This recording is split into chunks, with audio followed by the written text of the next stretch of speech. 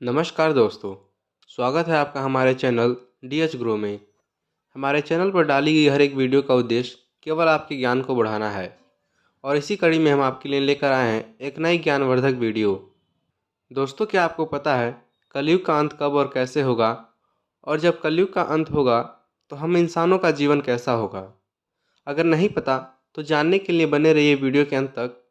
दोस्तों, सनातन धर्म ग्रंथों के अनुसार 4 युग होते हैं: सतयुग, त्रेता युग, द्वापर युग और कलयुग। दोस्तों, सभी युगों का समय निर्धारित किया हुआ होता है और जब ये समय समाप्त हो जाता है तो उस युग का भी अंत हो जाता है। दोस्तों, इस सृष्टि का निर्माण करने वाले भगवान विष्णु कहते हैं कि जब कलयुग अपने चरम सीमा पर आ जाएगा तब तीनों त्रिदेव मिलकर इस कलयुग का अंत करेंगे। लेकिन अभी भी सवाल है कि कलयुग का अंत कब और कैसे होगा। लेकिन ये जानने से पहले आपसे एक छोटी सी गुजारिश है कि हमारे चैनल को सब्सक्राइब कर लें ताकि हमारी हर एक वीडियो आपको सबसे पहले मिले।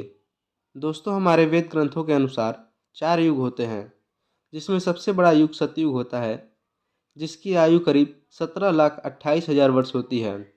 इस युग में पाप 0% और पुण्य 100% माना गया है और इसी युग में सत्यवादी राजा हरिश्चंद्र का जन्म हुआ था। उसके बाद आता है त्रेता युग। त्रेता युग की आयु करीब 12,96,000 वर्ष मानी गई है। इस युग में पाप 25% और पुण्य 75% माना गया है और इसी युग में भगवान राम का अवतार हुआ था। इसी युग में भगवान राम ने रावण का वध किया था और इसी युग में वामन और परशुराम का भी अवतार हुआ था।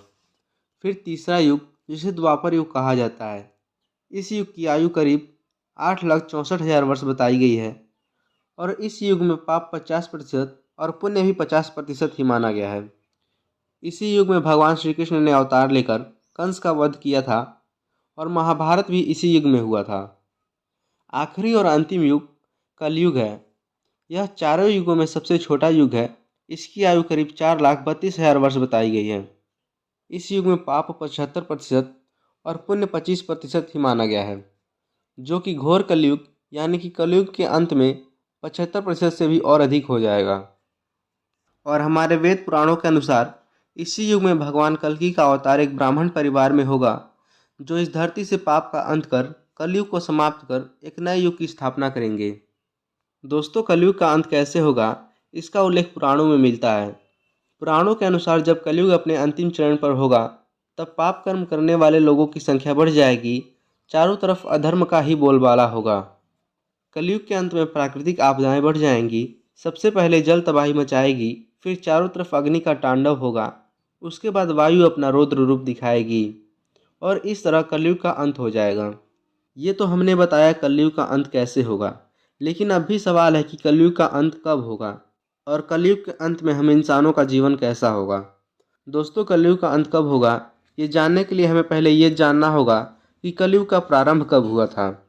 दोस्तों, कलयुग का प्रारंभ 3102 ईसा पूर्व हुआ था और अभी चल रहा है 2023, और अगर दोनों को जोड़ दें तो 5125 वर्ष होगा। यानी अभी कलयुग 5125 वर्ष ही बीता है। यह कलयुग का प्रथम चरण है और कलयुग की आयु करीब 4,32,000 वर्ष है। इस हिसाब से अभी कलयुग 4,26,875 वर्ष बाकी है। दोस्तों, कलयुग के अंत में समाज हिंसक हो जाएगा, मानवता नष्ट हो जाएगी। कलयुग के अंत में किसी के भी मन में दूसरों के लिए सम्मान नहीं होगा। बच्चे अपने माँ बाप की कदर नहीं करेंगे। किसी भी रिश्ते का कोई मोल नहीं रह जाएगा। कलयुग के अंत में लड़कियां अपने ही घरों में सुरक्षित नहीं रहेंगी, उनका अपने ही घरों में चिरहरण होगा। कलयुग के अंत में एक इंसान दूसरे इंसान की हत्या करने में बिल्कुल भी संकोच नहीं करेगा। स्त्रियां अपने पति की इज्जत नहीं करेंगी और गैर पुरुषों से संबंध रखेंगी। जो बलवान और धनवान होगा उसी का शासन होगा और तब इंसानों की आयु 20 से 25 वर्ष ही रह जाएगी। अधिकतर मनुष्यों की अकस्मात मृत्यु जैसे किसी दुर्घटना में या फिर महामारी से होगी। मनुष्य 16 वर्ष की आयु में ही वृद्ध हो जाएगा और स्त्रियां 8 से 9 वर्ष की उम्र में ही गर्भवती हो जाएंगी। और हमारे पुराणों में भी कहा गया है कि जब 7 साल की कन्या अपने बच्चे को जन्म देगी तो समझ जाइए कि कलयुग का अंत नजदीक आ गया है। कलयुग के अंत में धर्म का लोप हो जाएगा। मनुष्य नास्तिक, लोभी और शूद्र के समान हो जाएगा। स्त्री और पुरुष दोनों ही अधर्मी हो जाएंगे। स्त्री और पुरुष से संबंधित सभी वैदिक नियम लुप्त हो जाएंगे। पति पत्नी जैसे रिश्ते समाप्त हो जाएंगे। लोग केवल नाम के लिए विवाह करेंगे। कलयुग के अंत में मनुष्य की लंबाई 4 से 5 इंच ही रह जाएगी और धरती का तापमान बहुत अधिक हो जाएगा, जिससे लोग धरती में गड्ढे खोद कर रहेंगे। गाय भैंस बकरियों की तरह छोटी छोटी हो जाएंगी और पेड़ फल देना बंद कर देंगे और सूख कर नष्ट हो जाएंगे। धरती का उपजाऊपन समाप्त होकर धरती के गर्भ में समा जाएगा और अन्न की पैदावार ना के बराबर हो जाएगी और चारों तरफ भुखमरी व अकाल छा जाएगा।